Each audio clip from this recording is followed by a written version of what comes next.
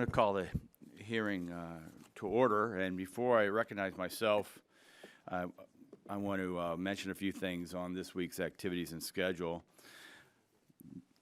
This is a very busy and historic week, and full House representatives, as we know. We also have important work to do in the subcommittee. Today we are finally giving our friends of the EPA a chance to provide their progress report on the e-manifest program. The agency has waited patiently as we have been compelled to postpone today's hearing twice for scheduling reasons beyond our control. But the day is finally here, and we've always planned we will hear from a single witness and only one panel. As the testimony submitted has not changed from the first scheduled time for this hearing, our questions will be pretty much the same as well. Tomorrow we have two activities, a hearing on the management of low-level nuclear waste and a subcommittee mark of the Senate's Rural Water Technical Assistance Authorization. The hearing is an important step as we all study the intricacies of the entire nuclear waste issue. This is another in a series designed to give members a sound understanding of all the facts of this challenge so that we are on solid footing to act legislatively when that time comes.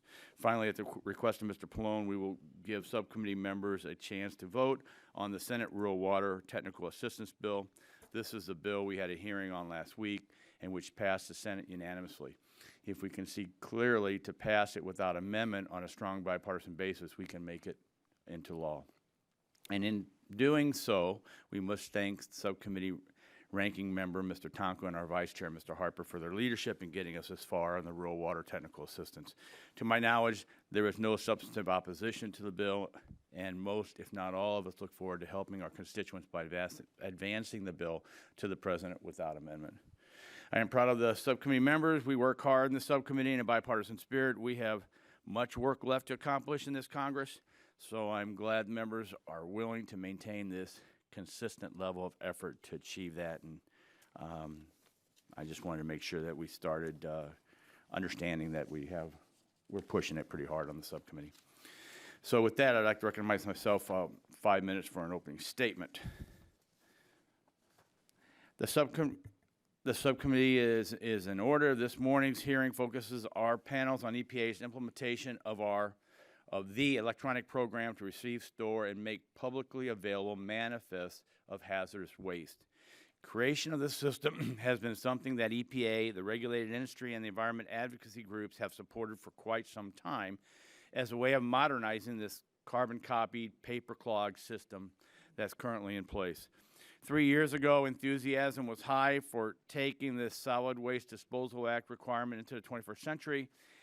In September 2012, Congress came together with solid bipartisan majorities to permit EPA to collect the fee needed to set up the system EPA wanted to operate. I think we all believed that not only would EPA be able to continue tracking hazardous waste destined for treatment, storage, or disposal, but the new system provided the collateral benefits of increased transparency, access to critical information for first responders, reduced reporting errors, and greater accountability of waste management. EPA asked for, and we gave them 3 years to get the system up and running. Working through some thorny funding concerns, we authorized the money to make this happen. There was no reason to believe the system would not be operational within that time frame. That was then. 3 years ago, yesterday marked 3 years from the date of enactment of the Hazardous Waste Electronic Manifest Act. Under the law, EPA was supposed to have moved from the system creation phase to its actual deployment, but the system is not ready for prime time.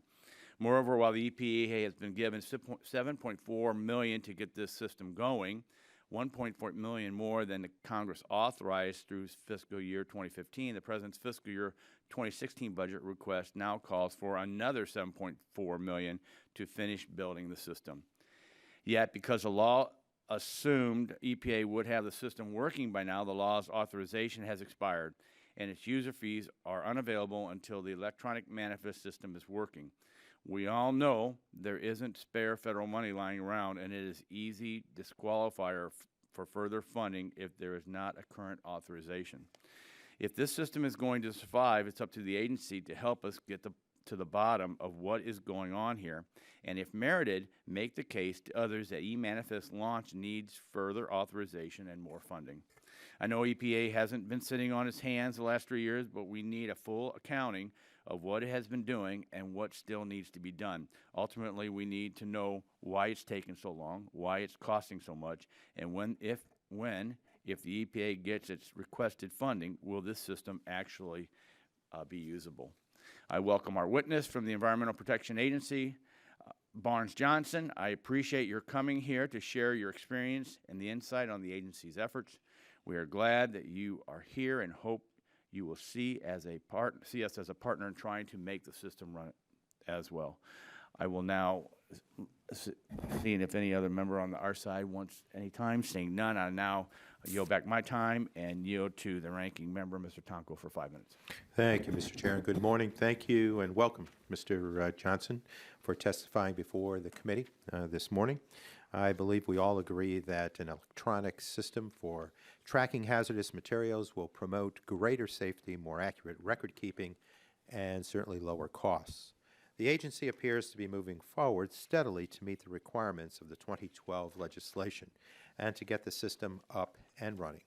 And I look forward to hearing more about the status of this program. And again, thank you for your testimony, Director Johnson. Since I still have a few minutes, I believe I have to express my disappointment that the subcommittee is holding a hearing on this topic. There are many more pressing issues that require our attention, like drinking water infrastructure, brownfields, environmental justice, emergency environmental response, chemical security, electronic waste, just to name a few topics. We've spoken often enough for you to know that drinking water infrastructure is at the top of my list. There are serious threats to drinking water systems in towns and cities across our great country. With the exception of the problem in Toledo, Ohio, we've never held hearings on the problems related to source water quality, contamination, drought, or emergency response procedures. Instead, we are investing our time here examining the e-Manifest program, a program that I believe is underway, has received adequate funding to make progress, that is moving forward at a steady pace. I wish other programs were doing as well. I realize this committee had a concern about whether the appropriators would continue to fund the e-Manifest program adequately in the next fiscal year. But at this point, it is clear that we're not going to pass a freestanding Interior Approps bill. That's a benefit in my view because the bill has too many cuts to vital programs and too many bad policy riders. That bill offered funding far too low to meet real domestic needs. Lack of adequate funding is an issue for all programs, not just e-Manifest.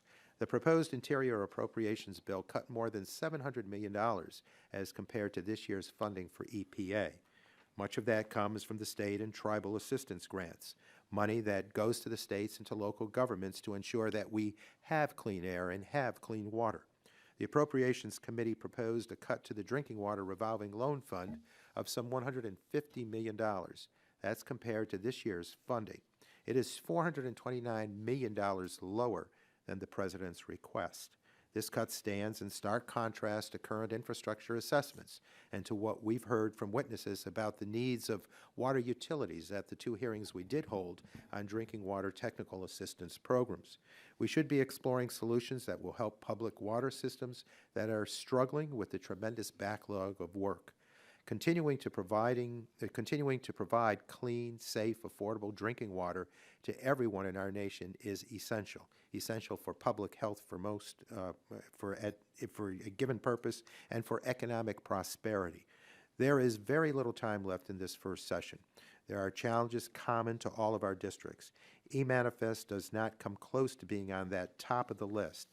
I hope the subcommittee will take up some of our other big issues, our bigger issues that are of concern to all of our constituents. Working together productively, we can deliver progress on many issues and create jobs in the process.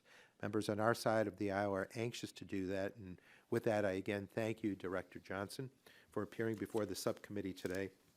Thank you for your work to get the e-Manifest program moving forward, and look forward to your comments. The gentleman yields back his time. Just for my colleague, you know e-Manifest is my legislative baby, don't you? Right? Okay. So I'd like to turn now to the Vice Chairman of the committee, Mr. Harper, for 5 minutes for an opening statement. Do you have anything? Okay. Anybody else on the Republican side? Anyone on the Democrat side? No. Seeing none, we would like to welcome Mr. Johnson from the EPA here. Your full testimony is entered in the record. You have 5 minutes, and obviously we're not going to be stringent on the time. Just we look forward to hearing you as we talk about this discussion on the e-manifest system. Welcome. You're recognized for 5 minutes. Good morning, Mr. Chairman and members of the subcommittee. I'm Barnes Johnson, Director of the Office of Resource Conservation and Recovery and the Office of Solid Waste and Emergency Response. I'm pleased to be here today to discuss our efforts to develop an e-manifest system. I want to thank you, Chairman Shimkus, and members of the House Energy and Commerce Committee for their successful bipartisan efforts to help enact e-manifest legislation. Subtitle C of the Resource Conservation and Recovery Act requires that EPA establish a manifest system to ensure that when hazardous waste leaves its point of generation, it arrives safely at a designated, permitted hazardous waste management facility. The manual processing steps associated with the current paper-based manifest system add up to a significant paperwork burden. As you know, the Hazardous Waste Electronic Manifest Establishment Act was signed into law nearly more than 3 years ago on October 5th, 2012. The Act directs the EPA to establish and implement an electronic manifest system. There are significant benefits to an e-manifest system, both in cost savings and program efficiencies. EPA has projected that an e-manifest system that handled 75% of the current manifest traffic could result in annual net savings that exceeded $75 million. A number of other significant benefits are also expected. An e-manifest will produce better quality data and more timely information on waste shipments, make it possible to have improved tracking capabilities for waste shipments, and users will be able to rely on the National e-manifest system for manifest data reporting. The agency has been moving forward on key actions to implement the Act. The EPA has developed system architecture plans that focus on major aspects of the e-manifest system. The EPA worked extensively with commercial users on identifying and addressing their issues. The EPA has also met regularly with our state partner organizations. To realize significant benefits of an e-manifest system, a broad range of private and public sector stakeholders must use it. And to help ensure that use, the system must meet stakeholder needs. To accomplish this, the agency is relying heavily on available off-the-shelf software modules, conducting user-centered design and development, and is utilizing agile software development methodologies. This approach embodies continuous improvement through iterative development of operating software and testing, and continued regular engagement with users and stakeholders throughout the process to provide ongoing opportunities for input. In September 2015, the EPA, in partnership with GSA, completed an initial system demonstration. This focused on a key aspect of the system, the transaction at the end of the chain of custody when hazardous waste arrives at the designated waste management facility, and that facility signs the electronic manifest to verify that all hazardous waste types and quantities were received.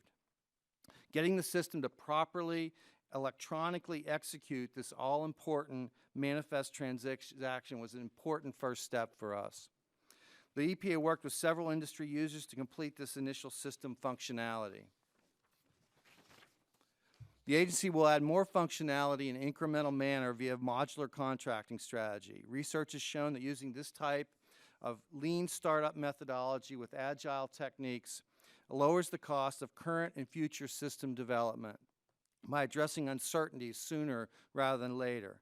By spring of 2018, EPA expects to have fully deployed a working e-manifest system and to be collecting user fees to pay operation and maintenance costs. Besides system development, the agency has also made progress developing regulations to support the new program. The EPA published a final regulation in February of 2014 authorizing electronic manifests, and we're working towards a proposed user fee regulation that is quite far along.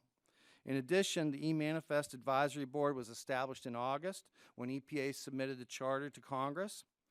The EPA appreciates the support of Congress in enacting legislation to authorize development of an electronic waste management system and looks forward to continued support to allow for further development, completion of a hazardous waste e-manifest system. We're committed to keeping Congress informed of our progress. Mr. Chairman, that concludes my prepared statement. I'll be happy to answer any questions that you or the subcommittee members may have about EPA's development of an e-manifest system. Thank you very much. I'll now recognize myself 5 minutes for the first starting the questions. Before I do that, let me do a unanimous consent that members of the subcommittee have 5 legislative days to submit opening statements for the record without objection, so ordered. To date, $7.4 million has been appropriated for implementation and setup of e-manifest. This number is $1.4 million more than the legislation authorized, and the president requested in his budget. Can you tell us how much the agency expended on the e-manifest IT system and development so far from the fiscal year 14 and the fiscal year 15? Yes, sir.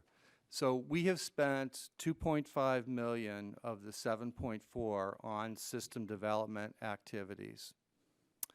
We have spent another $1.4 on other non-system related e-manifest activities like regulatory development, establishment of the FACA, and so on. And we have $3.5 million that remains unspent. Thank you. EPA's personnel expenditures, professional IT staff dedicated to the system work, were these new hires or people who only worked on e-manifest?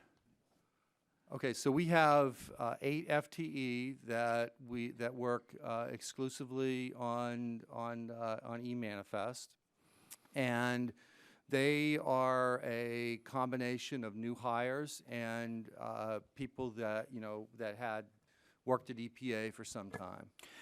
Are they paid out of the environmental program management funds? No, But they're paid out of the the $7.4 million that's been appropriated. Their What about- salaries? And what about contract expenditures for that same period? So the contract expenditures that we've had for the same period that have come from the 7.4 have been exclusively used for e-manifest. How much has been spent on additional expenditures associated with implementing the overall e-manifest act, such as personnel and contract expenses related to regulatory development? You kind of mentioned that earlier. E-manifest advisory board and other related activities.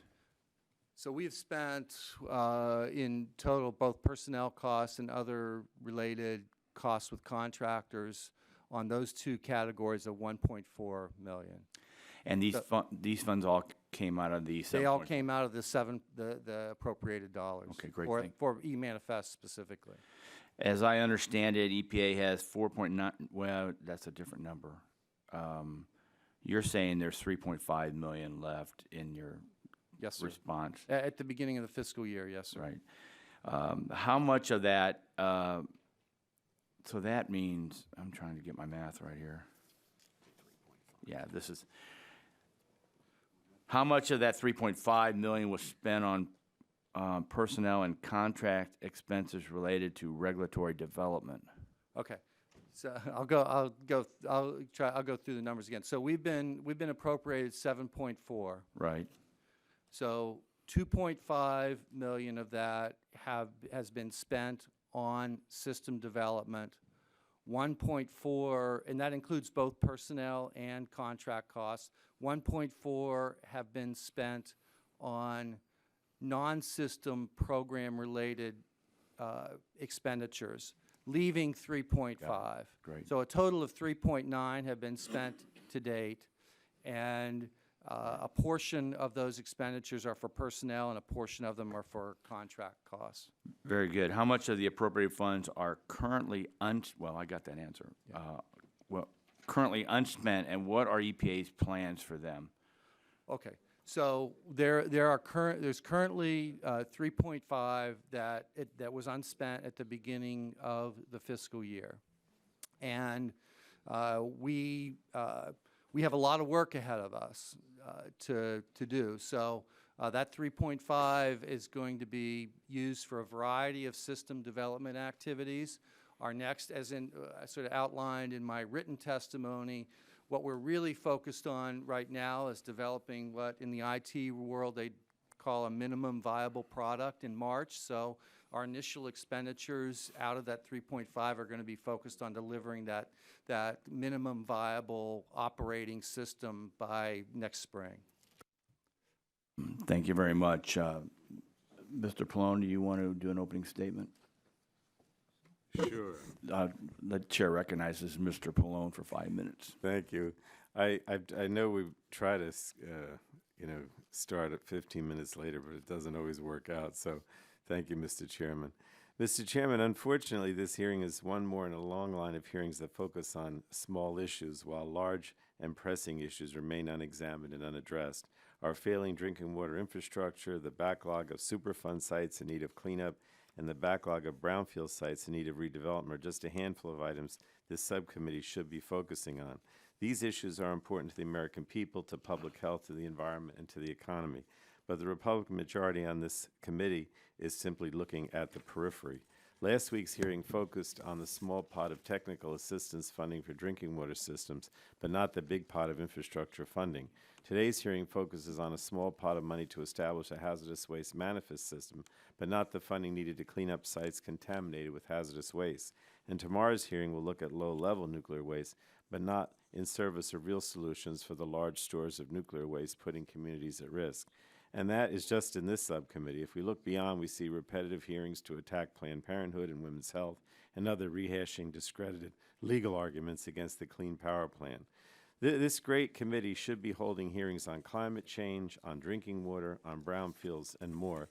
And I understand that we're having this hearing because the appropriators did not include funding for e-manifest in this year's Interior Environment Bill.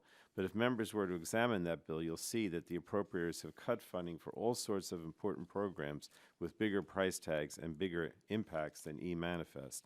Funding for brownfields grants was $35 million below the President's request. Funding for Superfund cleanups was $65 million below the President's request. Funding for the Drinking Water State Revolving Fund was $429 million below the President's request. And those funding levels, I think, are unacceptable, and these are issues we should be addressing in our hearing today. And instead, we'll hear today about what EPA would do with $7 million to establish an e-manifest system. I suppose I should say a few words about the e-manifest system since it's the subject of the hearing. Adopting an electronic system is a good idea, and it should be funded. Users will see significant reductions in costs and the time it takes to comply with regulatory requirements. States will get better info more quickly and will avoid costs of data entry. And first responders will get better access to information about hazardous shipments, and so will the public. And the long-term benefits will far exceed the upfront costs. The appropriators, in my opinion, are being penny-wise and pound-foolish in cutting funding for this program, just as they are in failing to invest sufficient funds to address our backlog of contaminated sites and infrastructure repairs. So I hope this subcommittee can focus on these pressing issues in the coming months, and I yield back. Thank you. Gentleman yields back his time. Chair now recognizes the ranking member of the subcommittee, Mr. Tonko, for 5 minutes for his questions. Thank you, Mr. Chair. And I appreciate the opportunity to highlight how EPA's lack of funding is affecting EPA's ability to do important work on behalf of our nation's well-being. Now, Director Johnson, the President's budget request for fiscal year 2016 included, as you made mention, the $7.4 million for e-manifest programming. Is that right? Yeah, the 7.4 that we had discussed previously was the sum of the appropriations received in FY 14 and 15. The 7.4 is the President's request for 16. Okay. And you talked about some of the priorities with resources you have now. What would additional priorities be on your list if these available funds are directed to the e-manifest program? Yeah. So one of the things that the President's budget request in the last 2 fiscal years has done is to try to put forward a figure that would really take funding uncertainties out of the question. I can't underscore enough for the committee how difficult it is to manage in the face of extreme funding uncertainties for a large system that EPA estimates is probably going to cost in the neighborhood of $16 million to build. And so the president's budget has tried to take that out of the equation. We have a number of things that we have to do to build a system. The first thing that we're going to be doing is working towards developing what we refer to as a minimum viable product in early next year, and part of that will involve working with user authentication. We'll be developing security infrastructure around the software. We'll be implementing quality assurance and quality control procedures for the data that are coming in. We're going to be focusing on the transaction that occurs at the designated facility, at the TSD. This is the location that involves the least number of people but the most number of users. So we think it's a very critical part of the system functionality. We're going to be basically developing that portion of the system between now and next spring. When we do that, that will be a core set of capability that we can then add additional modules to. So after we get past next spring, then we'll be going into other areas, like, for example, other modes of transportation. We'll initially focus on truck traffic. We'll be moving into the rail arena. We'll be adding bandwidth to the system. Its ability to, have to remember, we may be receiving up to 25,000 manifests a day is a potential receipt, so we have to have the bandwidth, the physical infrastructure. There's a number of additional build-out capabilities that we'll need to do as we go beyond that core system into the larger system. Thank you. And that functionality of which you speak is directly related to the House response. And unfortunately, the House Republican appropriators recommended that eManifest programming receive no funding in fiscal year 2016. And even worse, eManifest is only one of many programs that will seriously be underfunded if the House Republican majority gets its way. So, for example, funding for drinking water infrastructure, which is a pressing need for communities across our country, would fall drastically short of what the President has requested. And as I said in my opening statement, this year's proposal, or the proposed cut funding for the drinking water SRF by $150 million below this year's funding is a concern, and by $429 million below the President's 2016 budget request. With a backlog in infrastructure needs estimated at $387 billion, this proposal falls far short of what we should be investing. So, Director Johnson, I know that drinking water infrastructure is not managed by your office, so I won't ask you how these dramatic cuts would affect EPA's ability to ensure safe drinking water. But I do think we all know that these funding levels will mean more deferred maintenance, more water main breaks, more boil water advisories, and generally more disruption for communities across the country. What I will ask you is whether in general you think the EPA's mission is important and what your support is giving the agency toward the resources necessary to protect human health and the environment. Yes. I mean, Absolutely. Your agenda obviously speaks to that mission, and what I'm hearing here is that you'll be falling short of the appropriations required to do your work. I'm not from the drinking water program, so I can't Right. and not familiar with the particulars of that. I'm from the waste program, but I mean, I obviously come here with a great deal of passion and support of EPA's mission to protect human health and the environment. I think that's something we all at EPA are trying to do. Mm-hmm. I thank you. With that, Mr. Chair, I yield back. Gentleman's time expired. Chair now recognizes the Vice Chair of the Subcommittee, Mr. Harper from Mississippi, for 5 minutes. Thank you, Mr. Chairman. Mr. Johnson, thank you for being here and to lend your expertise. I think it would be safe to say that you believe this issue is very important that you're here testifying on, wouldn't you? Yes. And I don't think you would say this is a small issue, as others have referred to. It's certainly very important to you and what you have to do. It's important. It's important to me. I have to deliver the product here. All right. The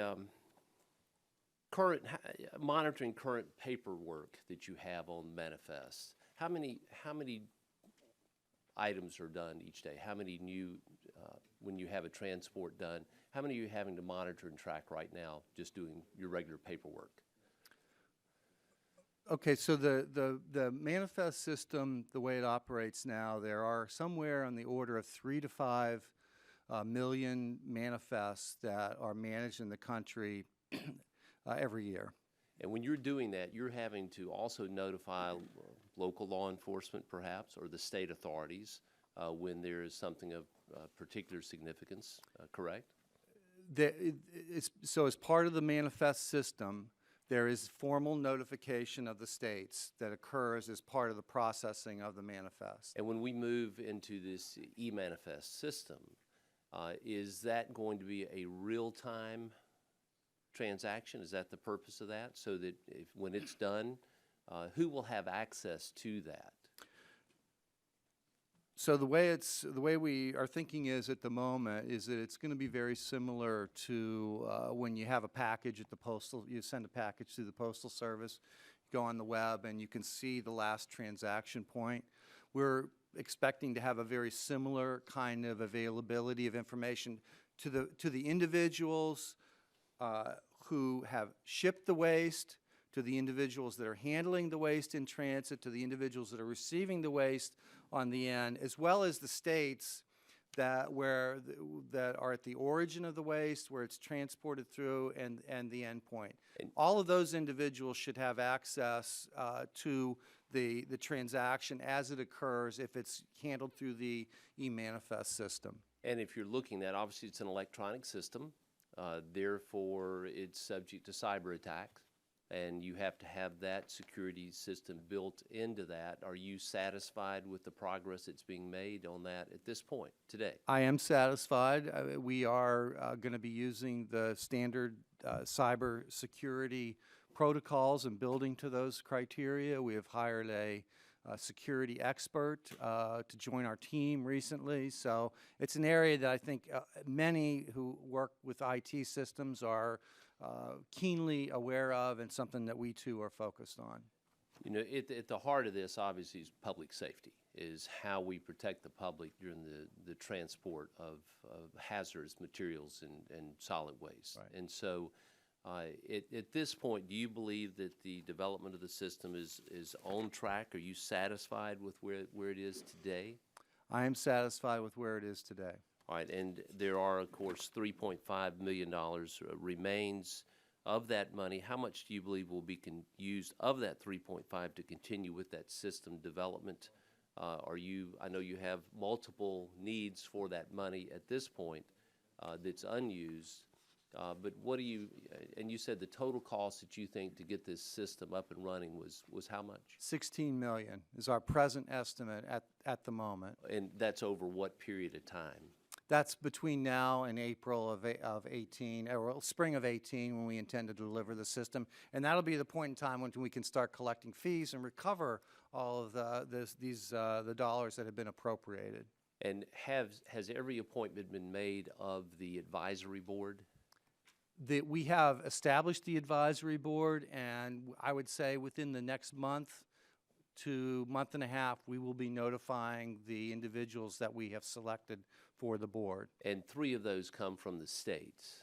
3 of them come from the state. Who makes that selection? Are you making that selection? We have a panel. We have a set of criteria based on the particular criteria that are in the statute, and we have a team that make a recommendation for the selection. And Is the panel all within the EPA or private industry or all within the government? The selecting panel is all within EPA. However, members of the board themselves, of course, per the Act, come from the IT industry, come from the waste handling industry, and come from the states. Okay, the 3 states, will they be selected as the criteria from each from a different region, or they come from a particular background? Will any of them be industry related, or they all be where will they come from? They have self-nominated and put forward their background and their experience, and so we will look at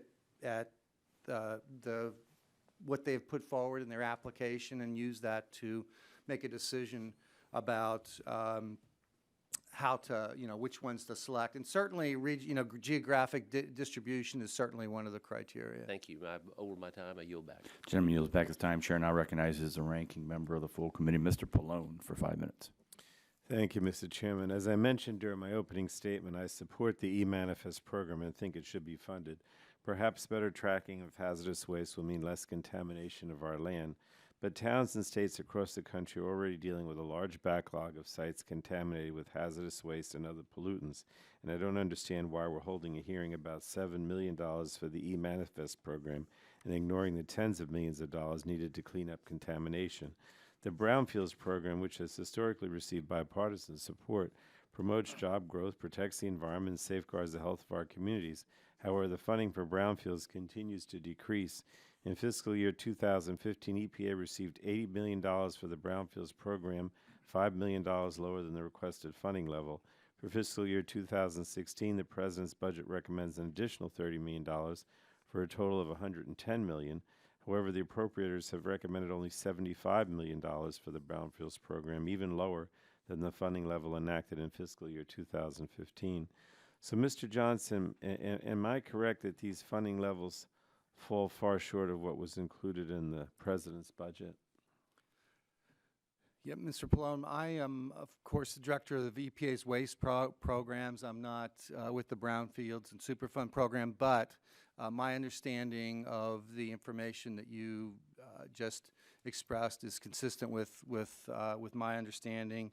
I know the President's FY16 budget proposal came in with increases for both Superfund and Brownfields, so that those programs could deliver the great work that they do in terms of job creation, economic redevelopment, and protecting our communities. And having worked in the Superfund program myself for more than 7 years as deputy director of the remedial program at EPA, I sort of understand that firsthand. And I also know firsthand that those programs are exceptionally scalable and have shown in the past that when additional funds are appropriated, they deliver great benefit to the communities that they serve.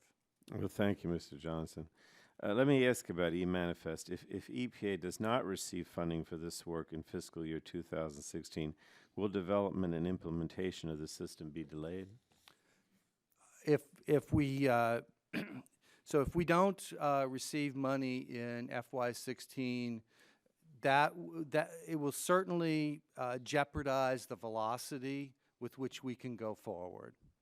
Okay. And we are constantly juggling the speed at which we're able to do system development based on what we think is the availability of funds. Well, more generally, when Congress fails to fund EPA programs like e-manifest or brownfields, can we expect implementation to happen on schedule or even to happen at all? Well, we certainly can't keep our schedules up if we don't have the funding that's needed. All right, thanks. I mean, it just seems to me that Republicans in the House want to cut funding every year, and then they complain that the EPA is falling behind. If we value toxic waste cleanups, drinking water infrastructure, and other EPA initiatives that protect human health, the environment, and the economy, we should ensure sufficient funding. And I think these are issues that matter to the American people. I know they matter to my constituents, and they should matter to the majority. So I hope we can focus more on these issues moving forward, Mr. Chairman, and I yield the balance. Would the gentleman yield for 1 second? Yes. So, and I think that's part of the kind of the debate we're actually having this morning in the conference we're going to have on the floor, I think, tomorrow in the Bipartisan Budget Act agreement with the administration. The revised non-security will go from 493 billion to 518 billion. That's fiscal year 2016. In fiscal year 2017, the revised non-security dollars will go from 531 billion. So there's going to be more money for the revised non-security if the budget agreement, and it's 2 years, which would mean there'd be some certainty. So we'll see what happens on the floor, but that's what they're Well, trying we to hope we hope we get a big vote from the Republicans tomorrow. I wouldn't bet a big one, but so thank you, and I yield to my colleague Mr. Murphy from Pennsylvania for 5 minutes. Thank you, Mr. Chairman, and thank you for being here. This is a fascinating process to me. I know in western Pennsylvania we have a great deal that also results from mining, from fracking, nuclear areas, and these are all issues of medical waste, et cetera. All these things need to be tracked. Just a couple questions I have on this. I'm trying to understand this whole system. Can you walk me through how this all works, the computer systems, the architecture of this? And so I've heard you say in your testimony, you talked about how basically the manifest follows the trucks, correct? And even from that, it depends on someone to give the driver some an accurate record of exactly what's in there. Am I correct? And that's all kept on computer files. And then that is turned over at the site of the waste site. Is there, how do we make sure that what is in that manifest is in what's in the truck? Right. Something real basic like that. So I'll try to explain the way the system works today in the paper manifest, and then talk about how we hope that it will, and expect that it will operate in an e-manifest system. So today there's a 6-copy form that is used to create and document the chain of custody that occurs from the point of generation where the waste is first created, handed off to the transporter. The transporter then sends the material to the designated facility where it will be stored, treated, or disposed.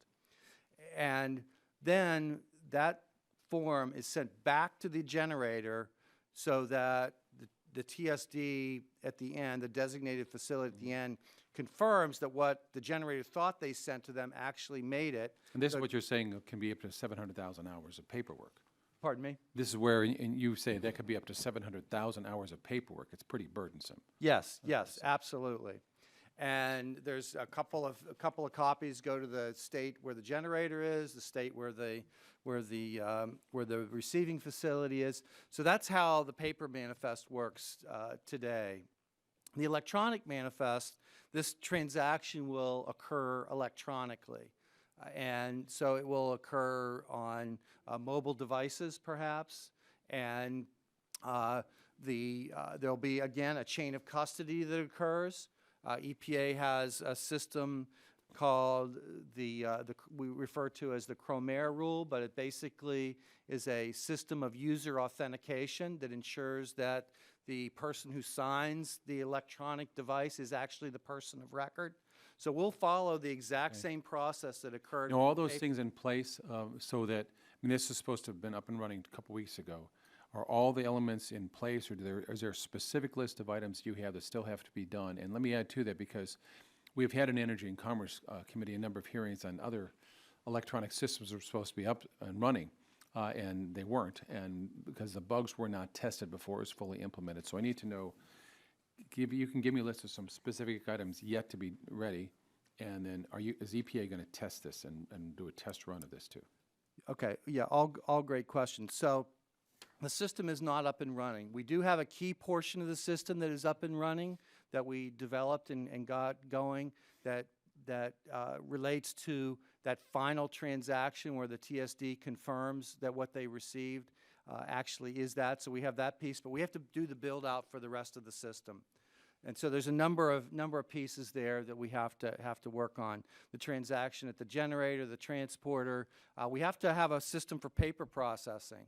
We haven't talked about that, but the E-Manifest Act allows people to continue to do paper processing. We have to have interfaces so the states can access and acquire this data. We've been working very closely with the user community. We've been, shall I say, joined at the hip with a variety of waste management companies to learn the kinds of systems they already use so that we can have software components that speak directly with their existing software systems. So we have those pieces to build out. But we've been actually in very close and regular communication with the hazardous waste management industry on the structure and the functionality of this system. Learned a great deal from them. So in the They're final giving- seconds I have left, I just want to make sure this is something you So you've done some work on this, but any more test runs are going to be needed to? Absolutely. Okay. The whole notion of what we're going to be doing is developing small pieces, testing them, develop small pieces, testing them,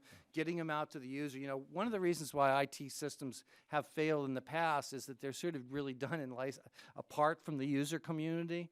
And we are actually committed to every step of the way, working right alongside with our user community, having them test software in real time. In fact, the software that we developed in September is available to the public. We've given it to a number of members of the waste management community. They've given us immediate feedback on things we got wrong, things we need to improve. So we are staying very closely tied in with the user community. What a great idea to develop that with the user community. Yeah. I hope other agencies use that. Thank you. I yield back. Gentleman yields back his time. Chair now recognizes the gentleman from Texas, Mr. Green, for 5 minutes. I want to thank the chairman and the ranking member for holding the hearing today. Like a lot of members, I'm disappointed that system's not up and running. Chairman Shivkins and I sponsored the e-manifest system when this subcommittee held hearings and supported passage of the Hazardous Waste Electronic Manifest Establishment Act. The e-manifest act was passed with strong bipartisan support from the industry, environmental community, because its benefits are so obvious. Reducing paperwork, lowering the administrative burden on regulators and industry, saving tens of millions of dollars annually, improving the tracking and management of our nation's hazardous waste. It's been over 3 years since e-manifest was signed into law. I'm pleased to get an update on the status and see what Congress and EPA can do to ensure that promised benefits of e-manifest are delivered as soon as reasonably possible. Maybe our subcommittee should have had some hearings earlier so we could get an update and see what the problem was. Mr. Johnson, the e-manifest system is projected to save over $75 million and thousands of hours per year once implemented. However, you mentioned some of the non-economic benefits in the new system. Can you elaborate on these non-economic benefits? Yes, sir. So we expect a number of them. I think one of the great things will be the immediate accessibility to information. I think we'll have access to e-manifest information like we simply don't have right now. The e-manifest data, other than in some of the states that takes very special efforts to collect and acquire that information, we really don't have it at our fingertips. I think the quality control will be much improved. You have to realize there's over, I think, 270 data elements on up to 3 to 5 million of these transactions occurring every year. So being able to do much better quality control, I think, will have ripple effects through the hazardous waste management system and bring new accountability to the management of hazardous waste in general. Can you describe who the primary stakeholders are on this issue and how you've involved them? Absolutely. So our primary stakeholders, of course, are the states. We've worked very closely with a number of states, and particularly those states that have systems right now of acquiring manifest data through the paper system. We've been working very closely with that. Of course, the state association at SWAMO and ECOS we've been working very closely with. On the industry side, the whole transactional environment, so the generator community, the transportation community, as well as the treatment, storage, and disposal facilities. So we have been working with the Environmental Technology Council, which is an association that represents many of the larger hazardous waste management facilities. But we've been working with particular businesses like Safety Clean and other hazardous waste management facilities, working with them, working with their IT department. I represent a district in Houston. We have a number of the customers who would like to have that, and you mentioned some of them. How would lack of funding for fiscal year 2016 affect your ability to get the system online by 2017? Well, I think it'll have an important adverse effect on us. I mean, we are really adjusting the velocity, the speed of our development activities based on the funding that we have available to us. And under the funding uncertainty that we're presently dealing with, we're being cautious in the speed at which we move forward. Okay. Given the benefits this system offers, the cost to develop are more than justified. The same is true for much needed water infrastructure repairs, brownfield Superfund funding. I share the concern voiced by our colleagues on this subcommittee in failing to address the big issues that have an impact on our working families. Congress must invest in our infrastructure before it fails, and I hope the subcommittee will focus on infrastructure needs in the coming months. And, Mr. Chairman, I'll yield back my 38 seconds. Gentleman yields back his time. Chair now recognizes the gentleman from West Virginia, Mr. McKinley, for 5 minutes. Thank you, Mr. Chairman, and thank you, Mr. Johnson, for appearing here today. It's my understanding. Would the gentleman yield for a second? Can you pull your mic a little bit closer? The gentleman from Texas cannot hear you, and he wants to. It's my understanding that the total funding for this could be, you're saying, in the $16 million range? We are presently estimating, based on what we know now, that the cost of the system to be $16 million. Okay, so what's the what was your projection of the cost to have outsourced this? Okay. What could they have done in the private sector? Yeah, absolutely. So, you know, one of the things that when the E-Manifest Act passed, we had the same sense of urgency that I'm feeling from the committee today. Just what's the answer to the question?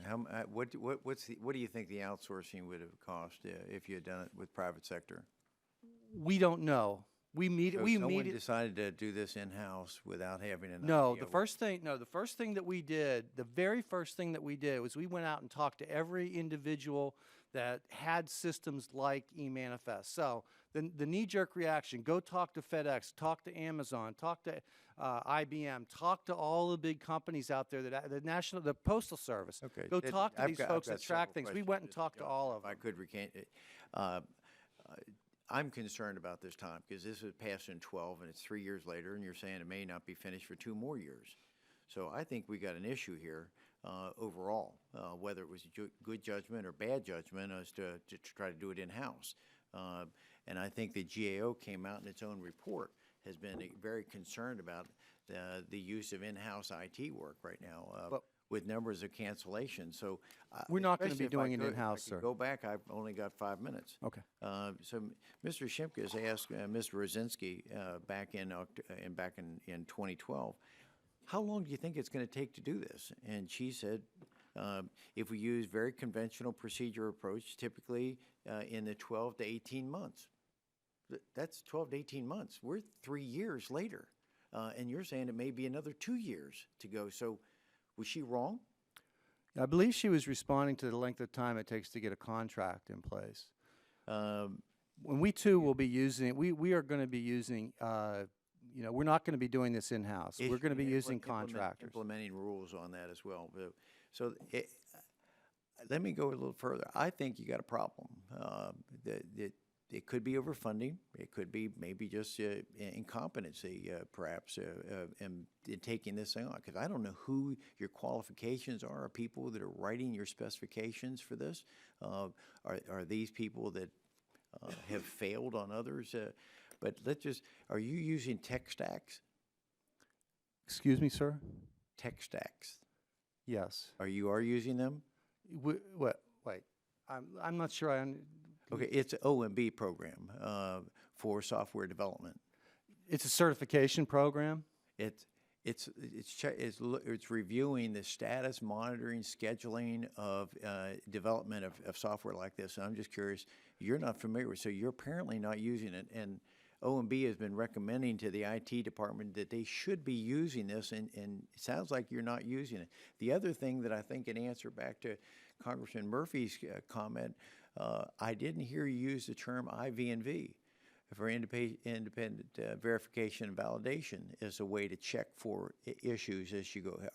Are you using IV&V? I'll ask the technical team. Okay, so if you've opted, it's pretty incredible. So if you've opted without having other costs incurred, I'm going to do this in-house, even though if again, the GAO has said that they've rattled off this list in their report. Department of Defense canceled their contract 5 years after spending billions of dollars. Homeland Security, they've canceled that contract after $1 billion. Veterans Affairs, I could go on and on of there's real questions of whether or not our IT is capable of writing the kinds of specifications to put these things back out in the software.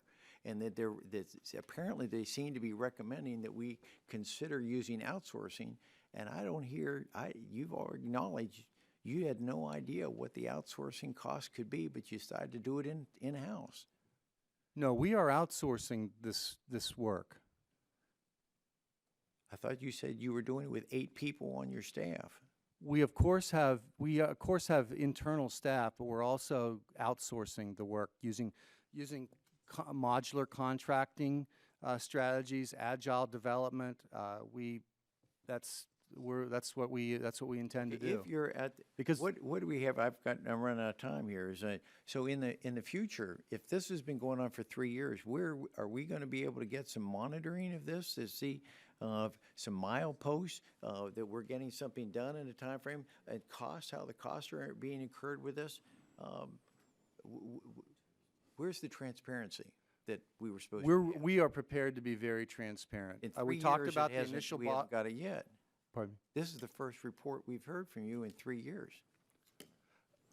I'm happy to report to the committee as they see fit on progress throughout the development.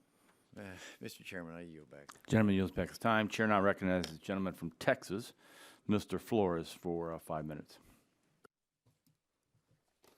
Thank you, Mr. Chairman. Mr. Johnson, if a state has not delegated enforcement of Subtitle C, what is the requirement on the manifest once it's been verified by the disposer? I'm sorry, Mr. Flores, could you please repeat the question? Yes, if a state has not delegated enforcement of Subtitle C, what is the requirement on a manifest once it is verified by the disposer? I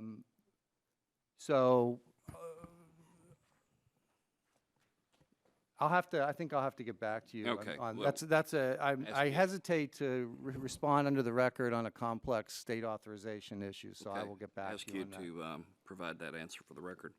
And can you give the subcommittee a specific list of items that need to be done and their timelines so that we can understand what stands between now and the system being fully operational? Absolutely. So our first task that we're going to be focusing on between now and next spring is developing the core software system that we refer to as a minimum viable product. And this is going to focus on the software functionality that occurs around the receiving facility, the designated facility, the TSD. And we will develop basic security infrastructure, basic user authentication. We're going to be using our electronic signature protocols in that verification. Have it so that the TSD can receive information and send out information, confirming the receipt of the waste. So that's our first core comprehensive deliverable following what we developed in September. Then, following this spring, we'll be building out additional pieces of the system. So we have to have a paper tracking system. We have to develop APIs, application programming interfaces for our states. We have to have user interfaces that we have to develop for the system, data handling systems, that sort of thing. And then we have to, as I said, grow the ability of the system to operate with a much larger bandwidth than we will in the development cycle. So those are examples of some of the things that we have to do down the road. Okay, and what's the, in terms of the rulemaking, what's the status of fee setting for system users? So we are in the final stages of clearing what we refer to as our fee rule. That will be, we expect to be proposed early next year. And in that rule, we're going to lay out the structure of our fee collection system. Okay, thank you for your responses. I'll look forward to the answer to the first question. Yes. For the record. Mr. Chairman, I yield back the balance of my time. Gentleman yields back his time. Chair now recognizes the gentleman from North Carolina, Mr. Hudson, for 5 minutes.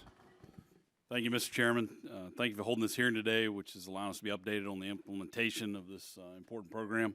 Mr. Johnson, thank you for being here and sharing your testimony. My first question for you is, has the EPA determined how e-manifest will apply to hazardous waste shipments by rail? we've been we have not fully determined that. Of course, there is an existing electronic system that's used to track the movement of hazardous materials under DOT's program. We've been talking to the rail industry, and we are well aware that we have to develop some linkages with their existing system. Well, I appreciate that. There is a tremendous amount of this waste, as my understanding, is shipped by rail, so I think it'd be important that we include that. My next question is, how will EPA strive to protect the legitimate confidential business information reported as part of this system, as the e-manifest system?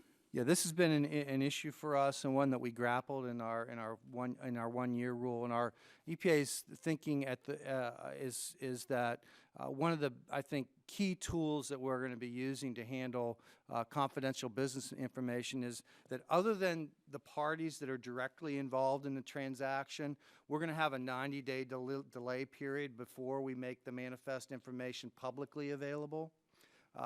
EPA's made a determination that we don't believe that generally manifest information is CBI, but we do know that it has important commercial value. So we think that by delaying the time between when the transaction occurs and its publication for the broader public to see, that will help ameliorate any concerns that have been raised in this regard. I appreciate it. Could you just help me understand, just more broadly, sort of what are the issues that arose that caused this delay in the time frame? Just help me understand why it's taking so long. Yeah, absolutely. So when the law was passed, EPA immediately had a sense of urgency about building the system. The very first thing that we did is we went out and there was really one of two silver bullets that had to be come forward if we were going to meet this 3-year deadline. We were either going to find a vendor out there that had an existing system that we could basically take and adapt. So we went out and we talked to Amazon, to the Postal Service, to FedEx, and all of the people that you think naturally, and we all know, have software systems that are out there that do kind of what eManifest is intended to do. All of those companies came back to us and said, look, we're in the package movement business, we're in the retail business, we're not in the software sales business. This is part of our intellectual property, and we're not selling it to anybody. So that was a dead end for us. The other thing that we had hoped was a thought that had been part of the legislation, which is a share in savings, share in revenue, or other strategies for intellectual property sharing with people so that we could kind of get going. We pursued that. The legislation, as it was finally passed, didn't have the full authority for that, particularly with the appropriations coming through, having to be, come through every year. So that was not something that we could work on. Once we sort of got to the bottom of those two things through pretty extensive conversations with the vendor communities out there, we said we're going to have to do this through we're going to have to hire contractors and use this agile modular contracting strategy to get this done. So that's really, I think, one of the biggest reasons why we are where we are today. Was we really tried to pursue these silver bullets. They didn't work out. Now we're on a track using what all the research says is the most cost-effective, efficient way to build IT systems. All right. One final question. What did you learn from September's initial demonstration of the system? Did it meet your expectations? Why or why not? Absolutely, yeah. It certainly met our expectations. We were really pleased with the outcome. I think we learned a number of things. One of the things is we learned how useful our user community is in identifying errors. They were not shy about telling us when we had mistakes and errors and things that we need to correct. We immediately went in, and through the sprints that you go through in the agile development process, we're able to get this feedback and fix the software on a real-time basis. So that was one of the things that we learned. We learned we needed a data model, and we need to do a little bit better explanation of our system and how it operates. So a little bit more communication when we put these modules out to get the private sector to react to and use and try to interface with their systems. Thank you. Mr. Chairman, my time's expired. I yield back. Gentleman yields back his time, and just a point too that wasn't really discussed. One of the big issues, the reason why we wanted to do this was the storage. Can you remember all the paper that's stored in file cabinets and buildings for this documentation? So there was a desire to get it digitally stored. So I know that's all part of the process. Seeing no other members wishing to ask any questions, I want to remind Mr. Johnson that the hearing record will remain open for 10 legislative days for anyone else that may submit a follow-up question. And we want to thank you for coming, and we will call this hearing adjourned.